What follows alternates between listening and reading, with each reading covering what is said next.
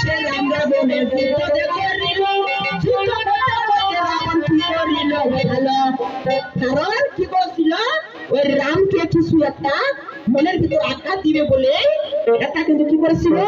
সুন্দর করিয়া দেখো রাবণের ভাই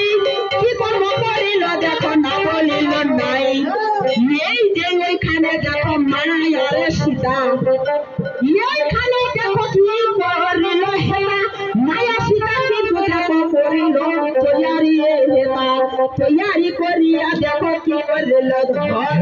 ওই যে তাহাকে দেখো সেরম করিল তখন তাকে তখন কি করেছিল মায়া সেম করেছিল রাম তখন বলতেছে মানে বলতেছি এখন আমি যুদ্ধ করে কি করব কারণ সীতার জন্য তো যুদ্ধ হচ্ছে না সীতাকে যেহেতু কাটে কাটে টুকরাই করে দিল এখন যুদ্ধ করে আবার কি লাভ যার জন্য যুদ্ধ করতেছি সেই তো নাই যুদ্ধ করে লাভ আছে তখন হাতে বিভীষণ ভাই দেখো কথা তাকে মন রামকে বহলে কথা সুন্দরে ভাই মায়া সীতাকে সেখানে কাটা হয়েছে তাই আসল সীতা এখানে কাটা হয় নাই এই বলিয়া রাম বিশ্বাস করে না ভাই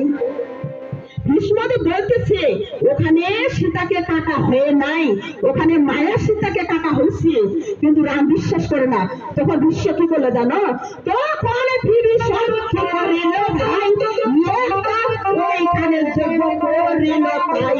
যজ্ঞ করিল যখন না বলিল নয় সেই যজ্ঞ থেকে কি করিল 16,000 দেখো ছায়া সীতা 16,000 দেখো ছায়া হ্যাঁ 16,000 দেখো ছায়া সীতা ধন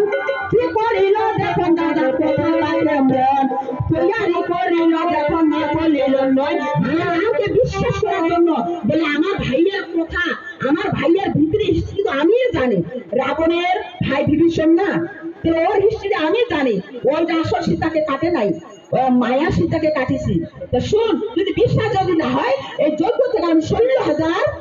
সীতা তৈয়ারি করেছি যখন 16,000 সীতা তৈয়ারি করিল ওই 16,000 দেখো সীতা কি করিল ভালো দৌড়াইয়া যাচ্ছে দেখো রামের কাছে যাই ওই দেখো দেখি কি করিল তাই মায়া করিল দেখো না বলিল নয় রাম বলে তারা কথা রয় বলছে দাঁড়াও কারণ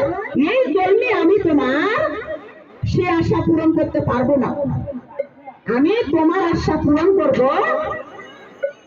দাপর যুগে যখন দাপর যুগে আমি কৃষ্ণ রূপে আসবো তখন সে কৃষ্ণ রূপে আমি তোমার সে আশা পূরণ করবো তখন সে কি করলো ওই 16,000 দেখো সীতারে ভাই বান্ধবালে হইয়া দেখো কি করিল তাই বান্ধবালে হইয়া দেখো না বলিল নয় যমুনার ঘাটে দেখো কি করিল ভাই সেইখানে কি করিল ধন সেই 16,000 ছায়া সীতা কি করলো ওই বান্ধবালে হইতে হইতে হইতে হইতে যমুনার ঘাটে গেল সেখানে একটা বৃক্ষ জন্ম নিল সেই বৃক্ষটার নাম হচ্ছে কদম গাছ ঠিক আছে না সেই কদম গাছ সে বলতেছে এই আশা আমি পূরণ করবো তোমার দাপর যুগে এই জন্য